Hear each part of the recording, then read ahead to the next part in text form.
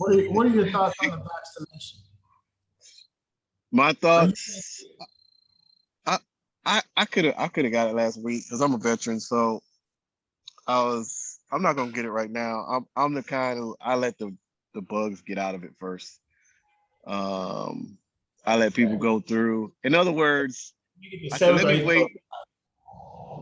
I said let me wait till after the summer to see if anybody grows another head. I mean, I got so many shots in the military. It's like shit. They probably already gave me the damn the damn COVID shot.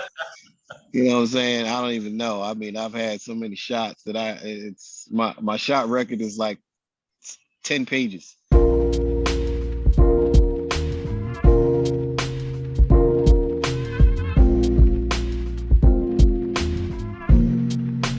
Welcome back to the TheVisionLab podcast in partnership with Nexum Creative.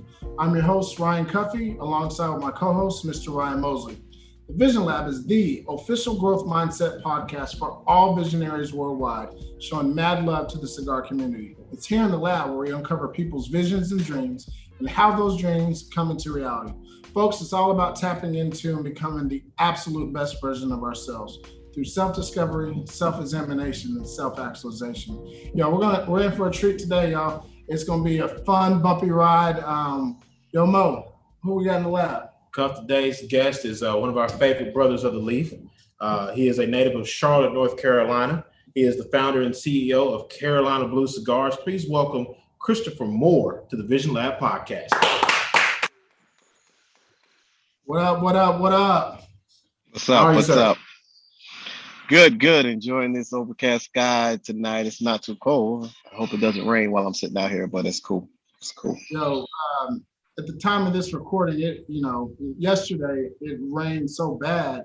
So I'm grateful that we can get out here and get on one of these. And speaking of this, so I've got this one real quick. Why don't you tell the visionaries that are tuning in on our YouTube which one I'm about to smoke?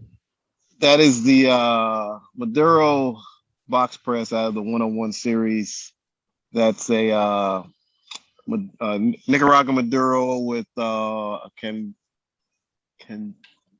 Tepe binder and Esteli and Jalapa filler inside, Nicaraguan filler. Very chocolatey coffee taste with a dash of pepper here and there. Very good, consistent smoke. Very smooth. And the one that I fired just before we got started. That is the Dominican Habano, which is a Habano 2000, which a old Dominicano. No, let me back that up. That's a Carolina 98 binder with 4 very pleasant fillers from the Dominican Republic in there. So it's a very sweet-ish, floral-ish, little spice with it, little tad of earth. Very good cigar. Everybody loves that cigar. So that's a good stick. Kudos for you for taking care of us to be in the U.S. Postal Service, sir. Thank you. No doubt. Do these have names?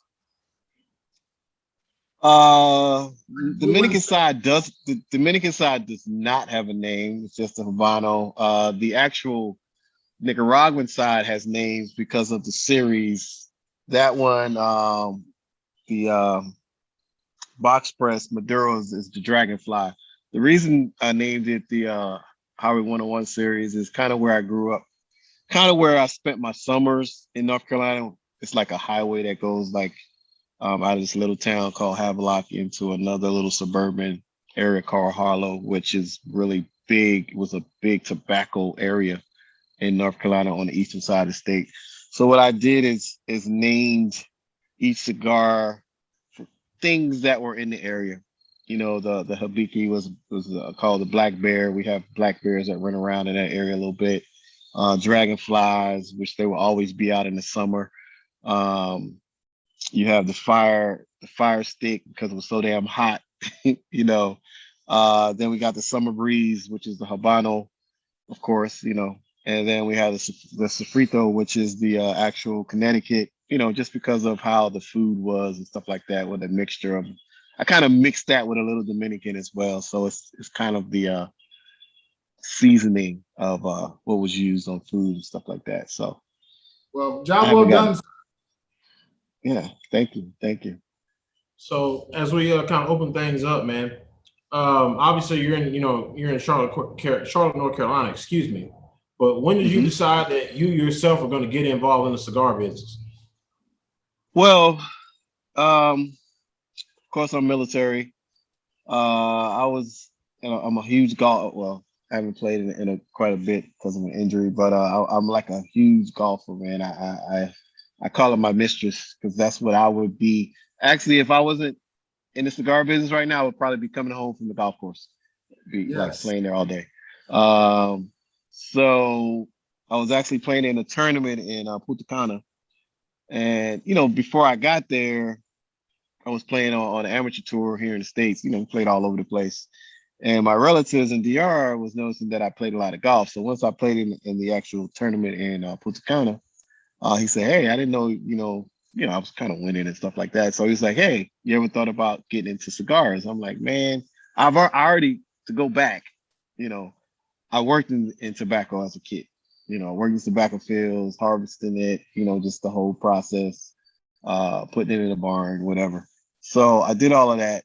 So he's like, "Hey, you already know sort of the process." I'm like, "Man, I don't want to do no cigars because I knew it was a hard business. I was already thinking about doing something when I got out the military. I had my plans for I was gonna do like apparel, more or less polos, but the difference with the polos that I was going to do is I was going to actually have the combat patches on the shoulders or the sleeve. So, because anytime if you're a military person, you always know the logo would be on the front. So I was thinking about, okay, what if I wanted to go out somewhere and I had a sports jacket? I don't want the polo on the front right here. I want it on the side. So you know what I'm saying. So it was just some thought and then our uniforms always had the patches on the side, so I thought it would be kind of cool to do it that way. So it never materialized because after I started researching, everything was in Vietnam. All the good, you know, wicker uh, wicker shirts, as far as keeps the moisture off you, is made in Vietnam. And I was going through this class, and I'm like, damn, this is gonna be kind of difficult to, because I ain't had no plans to go to Vietnam. Then I started doing some research in the United States. I actually had a company that I was going to work with, but it just didn't materialize. And during my golf outing tournament in DR, that's when it came back up. It's like, hey, you want to do cigars? I'm like, eh. So I thought about it for a good like month or so. Then we coordinated again, and I was like, all right, let's see what happens. So I got introduced to my first blend, my first um, factory in Master Blender, and when was it? It was probably April, yeah, 2016. So we went from there. I marketed it a year out before I retired, and then I launched it like the day that I retired, February 2017. And the first client was the Carolina Panthers, which is crazy. So and then and went through a period of the company got bigger than the actual factory itself. So I had to, and then I was running into a lot of problems where, because I had Carol, I don't know if you remember, I can't remember how long we actually met, but I would say 2018, 2017, I had Carolina Blue Cigars on the band. It was Carolina Blue Cigars on the band. So that kind of regionalized me because as down in Texas. For instance, I actually went to Houston, and everybody's like, "Is that Carolina Panther cigar?" You know what I'm saying? I'm like, so then I would go to some other places. Is that Tar Heel cigar? But the reason behind the name, and I'm kind of skipping around, but the reason behind the name was attributed to all the days that I worked in the tobacco field where you could smoke a Carolina Blue all over the Carolina Blue skies all over the world. Because when you think about it, sunny day, Right. skies are Carolina Blue. So that was kind of what it was. And I needed something catchy to where if somebody was in California, like, hey, I want that Carolina cigar. You know what I'm saying? If they didn't know the name. Because if you think about it, most cigars all have a a Spanish, a Latin name. And the crazy part is when I'm in DR, everybody thinks I named the cigar after my, after a daughter or something. Because Carolina to them is a female's name. So I'm Right. like, no, no, no. So, it has two different definitions as far as in the United States and then as far as in DR and Nicaragua. So it's kind of cool. Well, That's kind of it in a nutshell. I'm not gonna let you just breeze through the fact that you had essentially the cigar of the Carolina Panthers. How in the world did that happen? Well, it was weird because like we had lunch one day and then the next day, what's his name? The linebacker, Thomas, the one that just retired. Thomas Davis. Thomas Davis, yes. His wife called somebody that I knew, and then they said, "Hey, why don't you reach out to these guys? They just started a brand." And then it happened to be like, I was like, "How did you get? How did you?" We had just pretty much started putting stuff on Instagram. Like, well, you're here in Charlotte, we're doing stuff for the Carolina Panthers, and hey, like, how would you think about doing an event? I'm like, I'll do it for free. Like, what? I like, yeah. I said, because if you want me to pay $200, I'm gonna give you $200 worth of stuff. If you want me to do it for free, I'll give you all, I'll just come all out and just knock it out. I said, the people that's going to be at your event is worth more than $200, as far as marketing. So they're like, okay. So we went all out. The first year you give away a lot of stuff. And after that, we had monthly Vogues, we had, that's kind of how we got lined up with Casa del Monte Cristo. A bunch of CEOs around here like Belks and Del Frisco. I mean, I can name it. They was calling. It's like, hey, we like your cigar. You're local. Let's see what you can do. Blah blah blah. And some other social groups. How to do some things too. And that's when I realized that I was in for a bigger bite that I can shoot, so to speak. Yeah, and I was looking at like, we're gonna do slow, let's just take our time, just go along with it. And then reality hit, and I was like, wow. Even though I always said to myself, let's just act like we've been here for a while.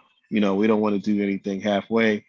People tend to want to have you at parties, things on the side. I was thinking like, hey, let's do the street fair, let's do this, let's do that. Then I started getting my by trade, I'm in the finance industry. Been that way since college. So then my business mind started kicking in. I'm like, we can't do every little freaking thing. We'll never control inventory. So I kind of cut all of the party stuff out. Like, hey, come to this festival. I'm like, no. Come to this. I'm like, no, we're here to, because if you think of it, you go to festivals, a lot of them, especially here in Charlotte, you can't smoke like out free. You have to be somewhere stationary. It's like, because kids are around, and a lot of the festivals are within state buildings. So that's part of the law. You can't smoke within 50 feet of the state building or whatever it is. So I start saying no to a lot of things, and I started like really connecting myself to other bigger brands, and I start watching what they were doing. And then I started, going back to DR, talking to some of the big owners. And, they's like, yeah, you don't want to say yes to everything. Try not to be everywhere because everybody's not your customer. We're not a DJ. Every party needs a DJ, but every party doesn't need a cigar. You know what I'm saying? So I kind of took that. He said, if you're trying to be in shops, you have to portray yourself as something that can go global. So from that approach, I kind of changed what I was doing, and it was crazy because then I did pick up 2 international accounts, just like because I kind of changed I didn't change the vision, but I changed the route, how we were going to do things. Because when you come out and you're busy, you want everybody to know I got this, I'll do this, I'll be at this party. Yeah, I got you. We can just set it off. But I was like, nah, I'm not doing it that way. Not doing it that way. Say again, I'm sorry. Well, it's not sustainable. I mean, you can't be everywhere all the time, right? Right. And so the more notoriety that Carolina Blue is getting, the more people are going to want it. You can't. There's only one of you. You know what I mean? And if I have Correct. 5 events on a Friday or Saturday night, I can only be at one or two of those over the course of the weekend. So I can only Correct. imagine the dynamics and how that would evolve and change. And being on the front line of seeing that, Chris, you're obviously talking about a pretty quick growth to where you realize, like, I got to take a step back because I can't be everywhere. What Right. was your thought process as you got to that point? Well, the first thing, and I could say the Casa del Monte Crystal account that we got was like a huge eye opener. And I'm like, because they order like 50, 60 boxes, you know. So I'm like, how? And it was like every 3 months. So I was like, how can we sustain this by trying to please everybody else?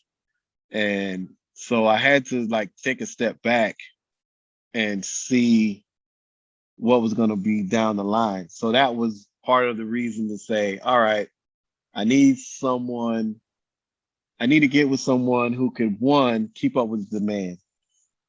Not saying there was anything wrong with the factory that we had, but I needed someone to keep up with demand, give us excellent tobacco all the time, and was kind of in the same position that I was, but just needed a push to grow and just spread their wings. And I kind of ran into the factory that I did now after searching for like a year.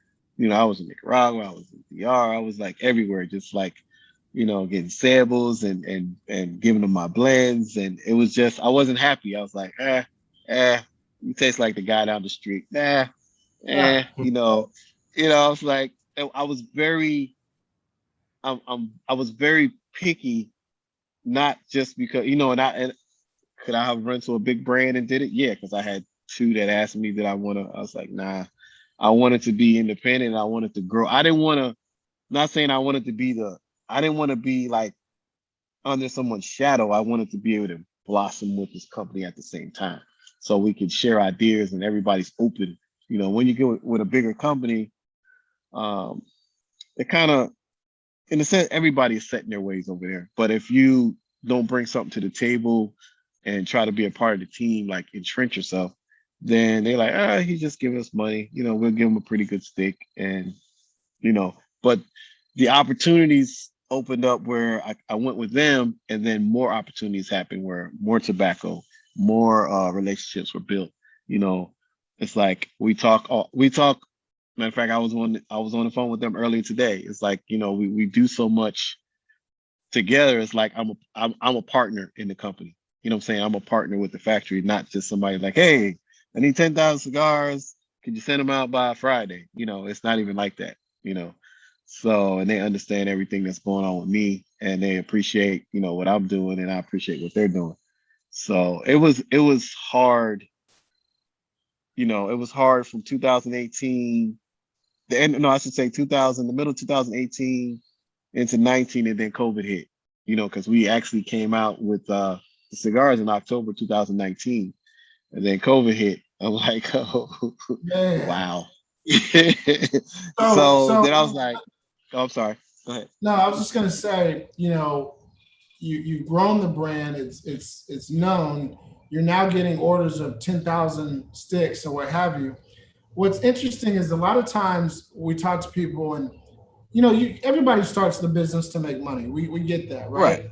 But I never hear entrepreneurs or people that have that real growth mindset that are chasing the dollar.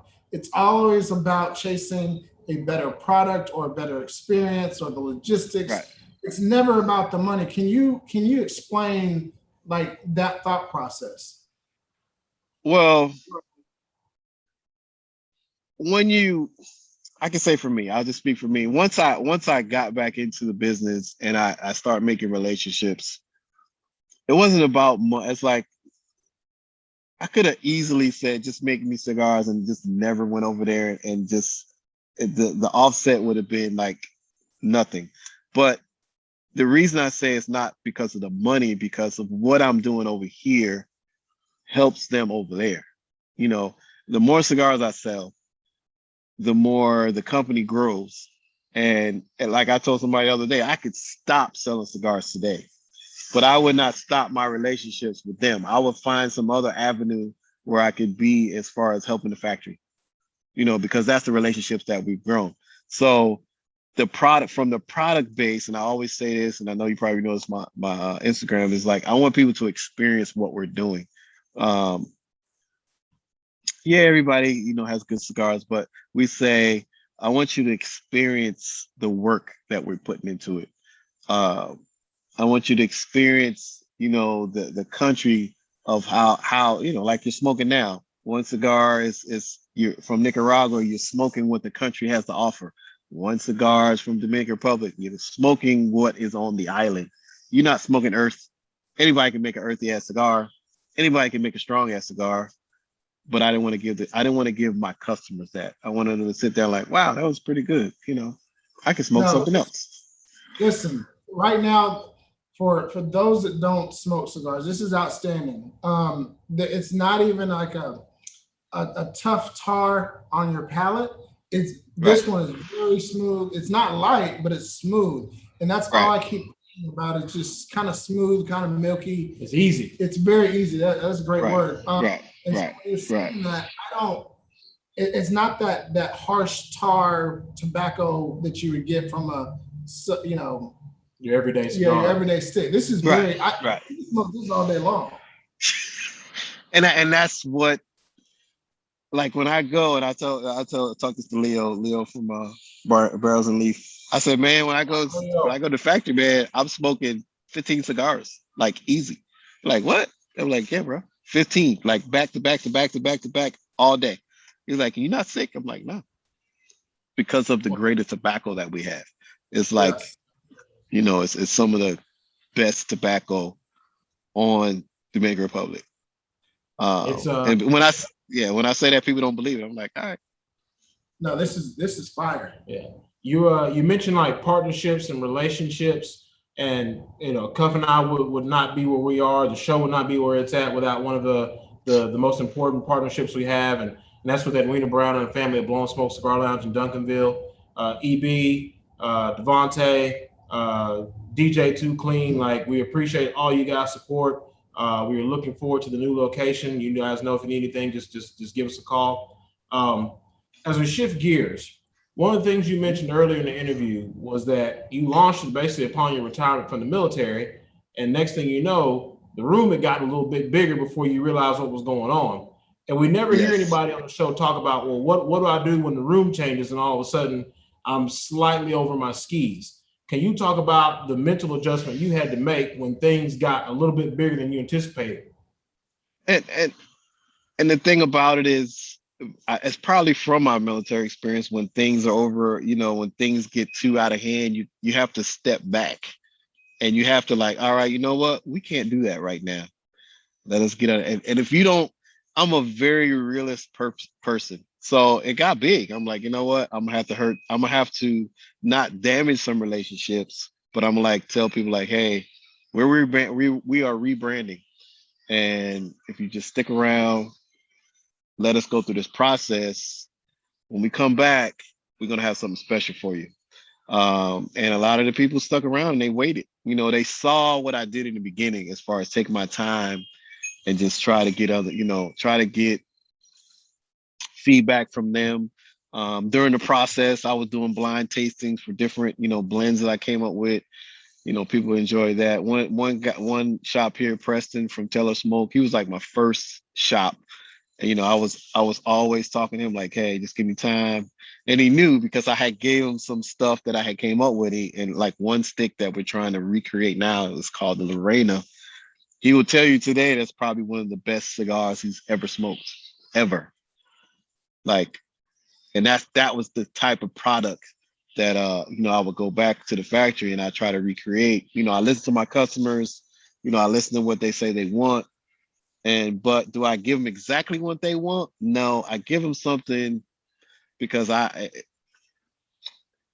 we know that sometimes people are just like, oh, I like it strong. I'm like, I would ask like, why do you like it strong? What are you tasting? And they never can answer the question. I'm like, your palate is all covered right now, right? You can't even taste what you're smoking anymore, right? And that's what they say. I like, well, wouldn't you like something that you can really enjoy, but it could be a little strong, but a little enjoyment. So, and they would say, yeah, cigar customers are tough. So during the pullback phase, I went through and say, you know what? I'm gonna open up the reins and I'm gonna give something to everybody. Because before I only had 3 cigars, Maduro, Connecticut, and a Habano. That's all I had. So I said, you know what? I'm gonna give something from the beginner to the veteran smoker. What I mean by veteran smoker, kind of what you're smoking now, is something that, yeah, I like full body stuff, but they're enjoying the palate, is like having a good time with that. So, could I have given them a Lajero special?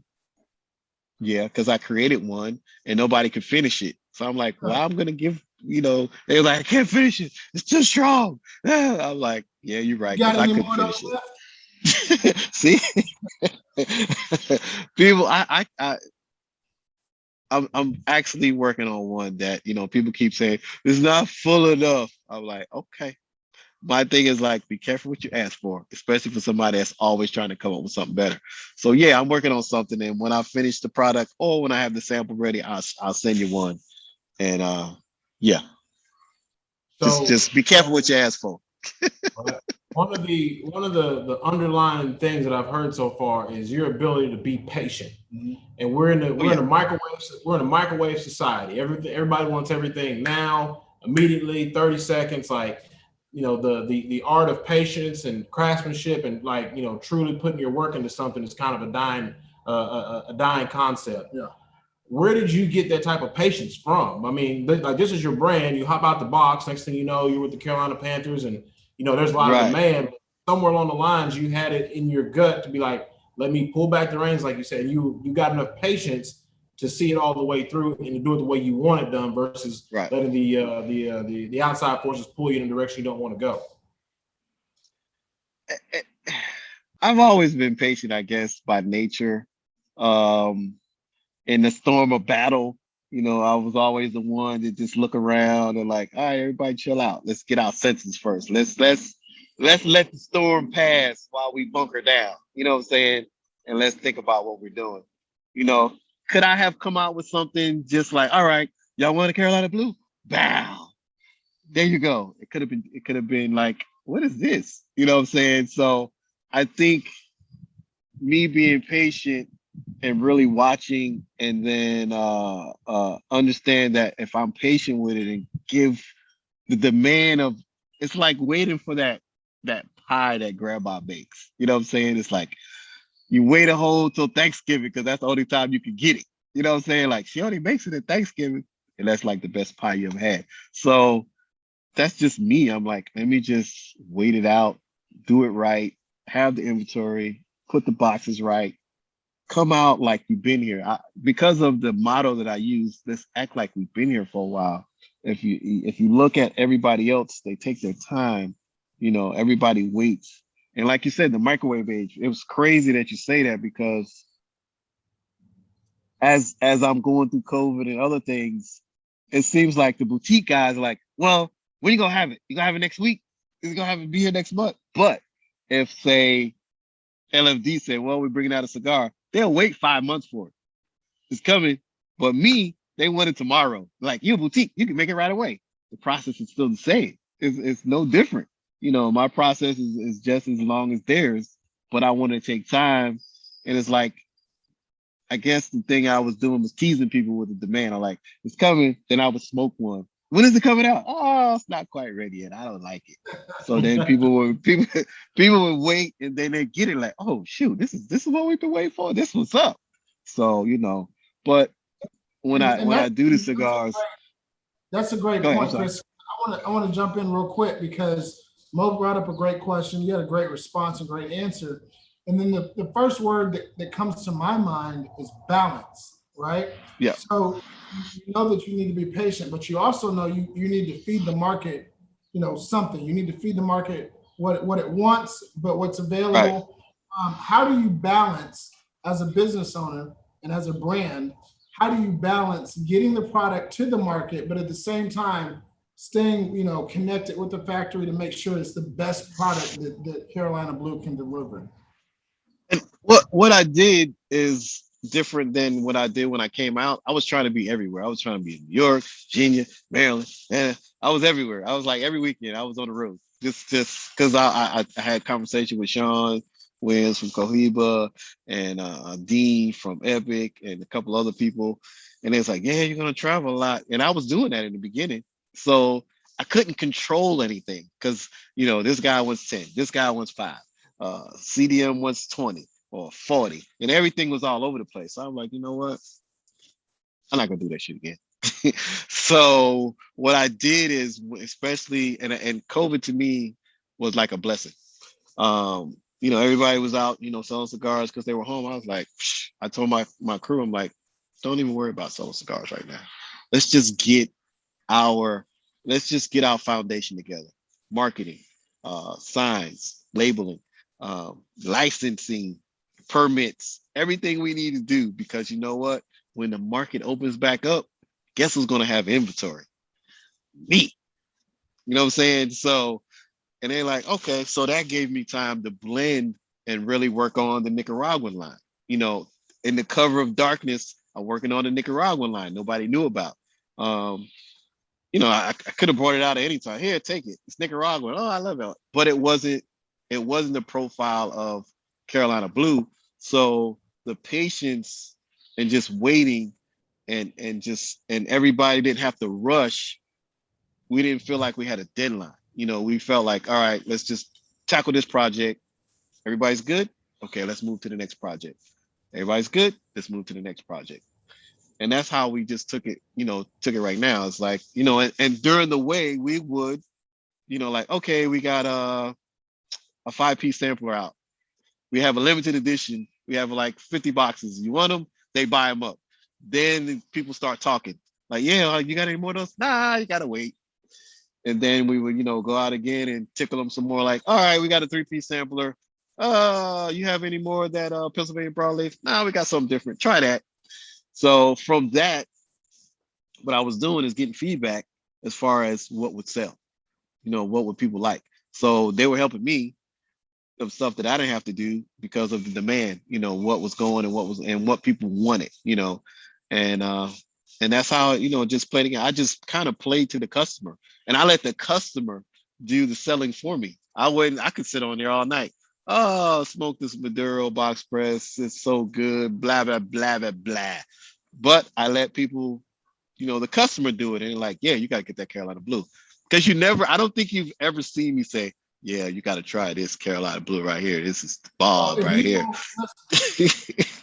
Well, I will, because we've been talking, this is fire, bro. Like, I love this. And like I said before, it's very smooth, very, in my opinion, kind of milky. It's not harsh, but it's still a bold smoke. Right. Then you can smoke another one. Yeah, and it's just, and I just wanted everybody to get their experience. I'm like, just get your experience. They're like, what are the notes? I'm like, I don't know. Smoke it. I don't put my notes or anything. I did that before, and then people were like brainwashed. I'm like, well, I don't taste leather, or as I say, Fruit Loops. You know what I'm saying? Just to be funny, but I just let people get their own experience and like tell me what you got, because like now I could be smoking the same one. You could be getting your own experience. I get my own different experience because of something I just drank or something I just ate or my mood of the day. So I let people just start telling me, and I just repost it. I'm like, hey, see, there you go. Get your experience and tell me about it, because I'm gonna tell everybody else about it. And that's kind of what we did. We just let the demand and the people just drive the business, because that's who's buying it, the customer. Well, speaking of great product, one of the products that we stand on is Class A Vodka. Crystal and Tim, thank you so much for your support. Ladies and gentlemen, it is a great product. The slogan is class in every glass. Again, we stand on it for a reason. We promise that once you taste their vodka, that will be the only vodka you will drink going forward. The Instagram handle is at Class A Vodka. That's Class A with a K. Again, Crystal and Tim, thank you guys so much for your support. We appreciate it.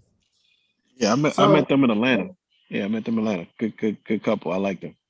yeah, they're dope. They're dope. I want to go into the actual logo itself. It's a very, very Mhm. unique logo. You've got to the naked eye, it looks like you have two C's, right? And then a B. Talk about the logo. You got the hat on. Go ahead and So describe what that means. so what we did is when the Carolina Blue, because we couldn't put the Carolina Blue cigars, So I'm like, I wanted to make it a kind of luxury line. So what I did is merge the C and the B together, put the C under like an ashtray, and the C and the Okay. B is in the ashtray. And then you have the crown that represents the Queen City on the top. So all of our cigars will have a crown on it. Um, and that, we just wanted to make it where it wasn't too, just it just looked better. It's more sleek. You think of Nike, how they changed theirs and they just went to the swoosh on the boxes, or they went away Right. from Pepsi, just went with the colors. They ain't put Pepsi on it no more. So it's like, you know what? Let's just make it nice and classy. Not too bulky. Then when I wanted to change the colors, I didn't have to worry about repositioning anything. I could just for something new comes out, and it just makes it for a better looking stick in a box. It just looks a lot classy, a lot more elegant. And it was crazy. It was by mistake. Again, a mistake thing. I was like, what am I going to put on this band? What am I going to put on this band? So we was just playing around like, hey, just put CBC, flip it on there. Let me see what that looks like. Bow. Like, oh, it's kind of hot right there. So, a lot of things when it's late at night, I said, you know what? Throw a crown on there. Because originally, if you notice from our earlier bands, it was just CBC with a big circle. It didn't have a crown. It was just the letters. And then I kept looking at it. I'm like, something missing. It's just not representing. So I'm like, hey, put a crown on it and tilt it to the side. I said, tilt it to the side a little bit. And that's what we kind of did. And it just worked out. Everybody like, whoa, that looks like a really luxury, like a luxury line. So stuck with it. If we do something different, I can always change the color scheme or leave the color scheme. And, so that it just made it more so I can play with whatever I need to do next. So, so I'm happy, very happy we went with that. We've talked a lot about like the patience you've had to really steer your own boat, right? Like to not let the wind change what direction it is you're trying to ultimately go to, right? If you were talking to any of our visionaries, any of our listeners out there, like what is like one tenet or one what's the word I'm looking for? Steadfast, characteristic that you would give to anybody, whether it's somebody in a cigar business or any other line of a pursuit that they might be trying to go after. I would say we already used the word patience, but I would say hone your craft, or should I say learn your craft. Meaning, and I had this conversation with somebody the other day. It's like, yeah, anybody can kind of come out with a cigar line, and it's very easy to do. It's expensive, it depends on your money, but the difference between what I do, and I'm very passionate, is like I know the seed to the shelf. So I know everything that happens from when we first planted the seed to the tobacco in the ground, to all the processes in the middle, to the logistics, to the light, to everything, hone your craft, hone it, understand what the tobacco does, understanding why this person is not tasting tobacco or tasting something in the cigar that that's there. A lot of people don't know, like, somebody could say like, hey, I'm not tasting anything. And some people are like, well, I don't know why that happened. First thing I'll say is like, what did you eat today? What did you drink today? Like, what do what did you usually smoke? What did you do earlier today? And after I told them that, they're like, oh, I didn't realize that. I'm like, yeah, that drink you're drinking right now wasn't for that cigar that you're smoking. That's why you don't taste it. So, it's a lot of education. Like I'm still learning. Every time I go to the factory, I learn something new. And the thing about it is that we have it's all about all of us learning. So I'll bring something to the table, they'll bring something to the table, and we merge it together. And just be entrenched. That's the word I'm looking for. Be entrenched in your craft. Let it continue. Yeah, just be entrenched. Just learn it all. Just be a sponge. Don't be like, I already know. Once you say you already know, then you already blocked off something that you could have learned. It could be the most minute thing. One thing that was killing us for a while was getting the cigars to the United States. It was like, you should get a broker. You should get a broker. It's like, I did some more research. I'm like, why do I need a broker? Why can't I just get my own permit and be an importer? And it only costs $100. So, you know what I'm saying? So guess what I did? When I got my own license to be my own importer, and guess what happens? I get my cigars in 3 days. When everybody else takes 7, it's like to a lot of people in the cigar industry. Yeah, I'm like, why wait on somebody else when you can do it yourself? It's all about logistics, and it's all about talking to different people and like, hey, you can do it yourself. Just like I have to reorganize reorganize the company and move it to a different level. So it's like some stuff I can do it myself, like trademarking. I can't do that myself, but it's part of the business that I have to do. So it's a lot of things. If you plan on being in it for a while, entrench yourself in the business as far as where you want to go. If you're just trying to be in it for 5 years and have your own brand, like, okay. But if you're trying to leave legacy, for your kids or whatever, you want to market to where you own it, trademark it, learn logistics, build relationships, just get with other people that's going to help you push it to another level. And then who knows what it'll turn into? Like, hey, you're doing so well, like, come on to be a partner with us, and that's what they like. When I'm listening to you speak, Chris, I'm seeing the wheels of a CEO and owner turn in your head as you're answering these questions. And I'm curious to know what that was like to kind of take on that role, knowing that, hey, I'm responsible for everything Carolina Blue under the sun. It was trust me, I want to quit. No, it was some nights that I would because it was rough. I'm like, you know what? This is some old bullshit. That's like, but it wasn't that. It was like once I started like understanding, like the makeup, like I would go to different shops and like I said, everybody doesn't tell you yes. And you see what some people would say no. Some people would do. So once the people that would tell me yes, I do everything I need to do to over deliver.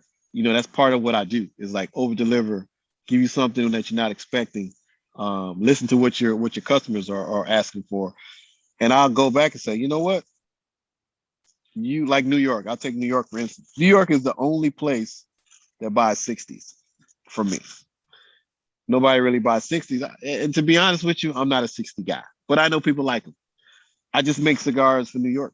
Like, all right, New York, you want 60s?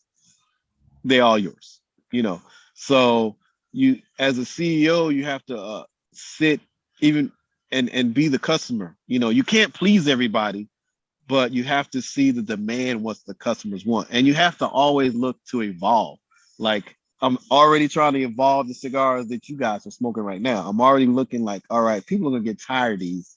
Let me get ready to bring out 3 or 4 more sticks and maybe another year and a half because these are going to get, they're going to have their rotation. They're going to look for something else. Like it's always next.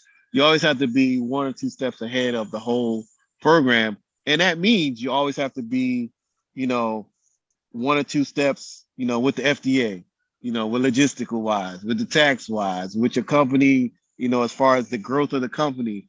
Do you want to be able to be hit with liabilities? If you see the company grow, even though you might not be at corporate level, but why not have the corporate foundation? Why be caught out there without it? You know what I'm saying? So that's kind of what, I'd rather have it. Again, goes back to what we were saying the other, a little while ago about the generator. I'd rather have it than when it's time to have it, I don't have it. So why not put in all the work up front? Because eventually I want the truck or the car to roll by itself. And a lot of times I run the company. I don't want the company to run me. So I'm putting things in place to where the company is going to just run by itself, and I'll put the right people in place to understand the vision. And that's a whole nother story. We can talk about that for another 2 or 3 days, but but that's what I'm doing now, is just creating a foundation, and with the ideas that I have, and I share it with who may listen, but I definitely share it with the factory, and they see it. They see things coming to fruition. They're like, "Wow, you did say it was gonna happen." I'm like, "Yep, there it is. Just gotta be patient, and it's gonna happen." So, I guess I'm fortunate to be patient.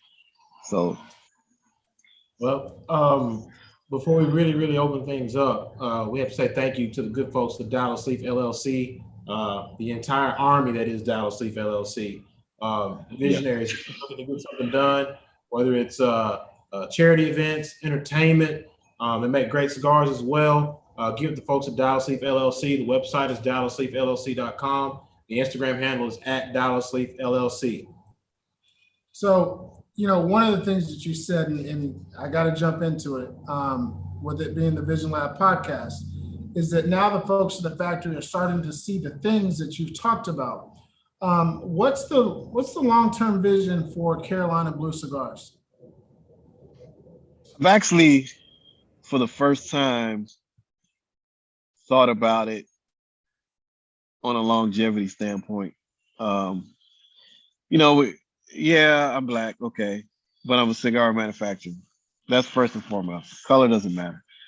It does, but it doesn't. It just automatically it matters with the product that you put out, because there's some that in other denominations, their cigars are not that well made, and that's fine. But I look at it to where, and I was thinking, it was funny. I was walking the dog when I was thinking about it. I said, you know what? I want to put a foothold in the industry as far as creativity, you know, because if you look at it, we look at Padron, we look at, other companies, they've been in for a long haul. Their cigars have been the same way, good in a good sense, for a long time. They're just legacy cigars, as I call them. So from a Carolina Blue standpoint, I want to be able to come to the table and bring something different, every so often. I'm like, wow, that's a different spin, whether it be when people like say Nicaraguan and Dominican, a lot of times the Nicaraguan tobacco is grown in the country that they say it is. It's just a seed and it's grown. That's why the taste variance is it's like, this doesn't really taste like a Nicaraguan. It has some strength, but it doesn't taste the same. So I thought about like, hey, let me, and I think Drew State's trying this anyway. Let's bring partnerships between two areas and try to combo it together. Not say a collaboration of just because I'm in your factory making cigars and you're there, we're in the same place making cigars, and that's a collaboration. Now, I want to bring authentic Nicaraguan or authentic, Costa Rican or Honduran tobacco into DR, or vice versa, and let's try to merge that together and make something very, very interesting. I know there's a lot of logistical problems with importing and exporting, and every time I go to the factory, like, yo, we need to get to Nicaragua, and we need to make this work. I'm telling you, it's gonna work. And they like, I don't know. So it's about, I think, outside the box. I'm like, man, I can go down the street and we can, somebody's making something similar. We have to be a step above. We're a small company. We can adjust. We're not L'Aurora. We're making millions of cigars. We're not Davidoff making millions of cigars, buying Connexes full of tobacco. We have to make everything the same. We can make small batch, 5,000 of them, 10,000 of them. And then when they out, they out. Keep some, make it last for a while, and then keep it moving. Like, we have to evolve as a manufacturer and give the public something different. Like, we're bespoke, like a suit. You go get a suit made. You don't want that suit. You go to Macy's and get a suit. Everybody got that damn suit. So I said we're bespoke. So, got one in Charlotte, got one in Texas, the same damn suit on all the racks. You know what I'm saying? But we're bespoke. We're boutique. Let's be boutique. Let's do different. Let's do different. Don't make what old boys making down the street. Switch it up. And I've kind of done that in the factory. It's like, here's something he was talking about. I'm like, you know what? How about flip this way, add that, do this, blah blah blah. I'm like, really? I'm like, yeah, try it. Oh shit, it worked. I'm like, yeah, it worked. So, and it's cigar makers, blenders they've been doing it for years. And sometimes they know exactly what they like. They know, sometimes it takes like somebody's like, just put a little bit more salt in it. You know what I'm saying? It's like, I didn't think to put a little bit more salt in it. Or, you add something different in the recipe, like, wow, I didn't know that was gonna come out. Like, who would think you make, like my sister makes some great wings. Who would think you put vinegar in the wings to make it taste a little different? Well, I didn't we know. have we have reached the part of the interview where we are kind of really opening it up, and we're going to land the plane. This segment is brought to you by the good folks at Grand Boulot Cognac. Thank you to Francisco, the owner. Thank you to Jameson, the Lovers team, the experienced brokers, everybody who had a hand in making this a reality. Cuff, if you don't mind, Yes, sir. Y'all be over there getting it in. Y'all worse than barrels and leaf, man. We're just trying to be like you, man. Man, we be drunk by like, well, it'd be like 12 o'clock their time. I'd be like toe up by like 2:30. We be like, this the word. Take a drink. I'm like, it ain't even 5 o'clock yet. That's what's up. As we start to wrap things up, one of the questions that we ask everybody on the show is you at a round table. There are 5 other seats. You get to have anybody at your table. The only stipulation is that you can't have whatever religious power you believe in at your table. Oh, okay.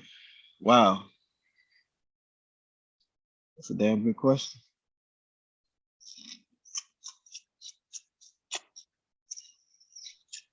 That's why we ask it. See, now you got me thinking, who would I want at my table? Wow.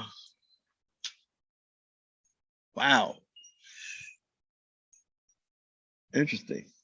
Who would I want at my table? 5 people. Now here's the fun part, Chris. They can be dead or alive. Yeah. One definitely. Oh, wow. I never thought about who would I want to sit there and actually have a conversation with. On the sports side, it would be different, but on the actual tobacco side, it's a little bit different. I guess because I'm kind of, I don't want to say I'm blazing my own trail, but I'm kind of still making my way through the business, respectfully. I would definitely have my father at the table for one.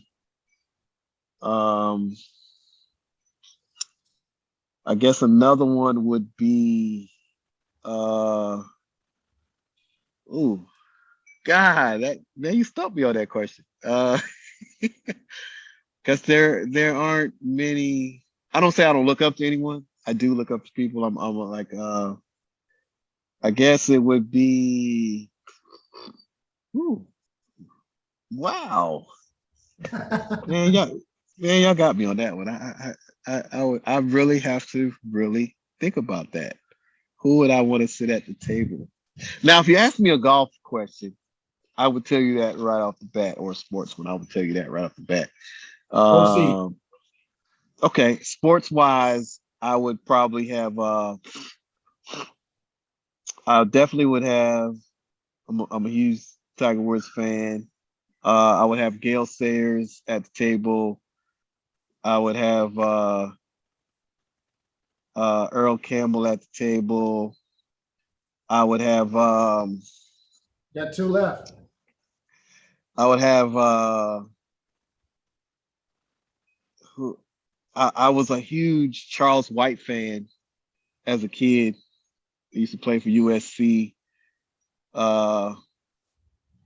And I would have Warren Moon at the table. That's a good group. That's a good group. And they're gonna be smoking on some Carolina Blue cigars. Yeah, definitely. Definitely we'd be smoking on that. It's the craziest thing that the best feeling I ever had is when I first did my event and everybody was smoking Carolina Blues and I'm just looking around, I'm like, wow. And the next one was when you actually see your product in a huge story, like you just look. It's like when I first bought my first house and I just didn't have nothing in it and I just laid on the living room floor and I looked up at the ceiling. And I'm like, damn, I did it. You know what I'm saying? It was crazy. So That's yeah, amazing. that's So let me ask you this, Chris. Well, real quickly before we go into the last question of the episode, how can our visionaries get a hold of you? How can they find out more about Carolina Blue Cigars? How can they buy your product? definitely Instagram. Everybody know I'm on there. I'm a little bit on Facebook a little bit. Everything is CarolinaBlueCigars.com, or I shouldn't say everything says Carolina Blue Cigars on it.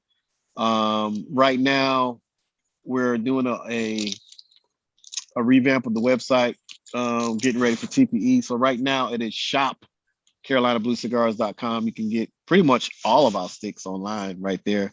What I don't do is I don't sell by the stick. Like you're not gonna be able to buy one or two. Let me get one real. I I just can't. I'm a believer in time is money, and not saying I'm stingy, but if you want to buy one stick, buy the 5-pack, go on with somebody and y'all split it. You know what I'm saying? So then you can have your one stick. Or, if you're local, just go and get a stick there. I mean, because it's more value as far as just buying a bunch, so you can get all the boxes there.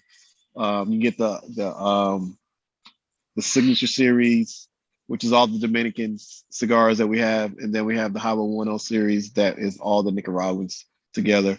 And if you want something very specific, call me or DM me and say, hey, I want 4 of these. And I'll be more than happy to oblige your request. I'm all about the customer, but you got to actually request it. I'm not gonna yeah, you can get 5 of these. If that's what you want after you smoked it, then hey, I just want 5 Habanos. I'm like, all right, cool. Wow, I ship you 5 Habanos. Not a problem. So to all of our visionaries that are tuning in, make sure you hit them up at Carolina Blue Cigars on all of his social media handles or on his website. If you were a book, Chris, what would be the title of your book? What would be the title of my book? I have a couple of titles. The title of my book is fuck it. There you go. That'll be it. Right to the point. Yeah. Amen. All right. That is how I do. Fuck it. Last question of the podcast. I'm going to ask you to put that thinking cap on one more time, okay? Okay. What would today's version of Chris, what advice would you be giving yourself from 5 years ago?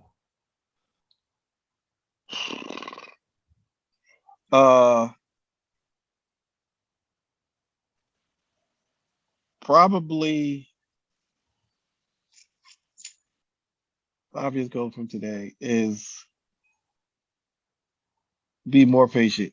Seek.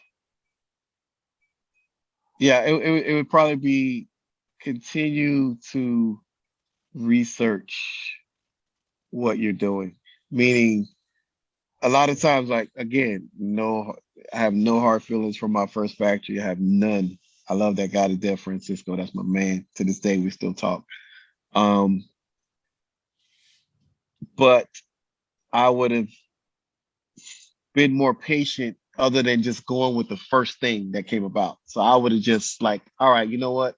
Let me do like I did 2 years ago and let me just go visit everybody and make my choices. Because that's what I did. I went and just talked to everybody. Let me see what you got. Let me see what you got. this doesn't work with Carolina Blue profile.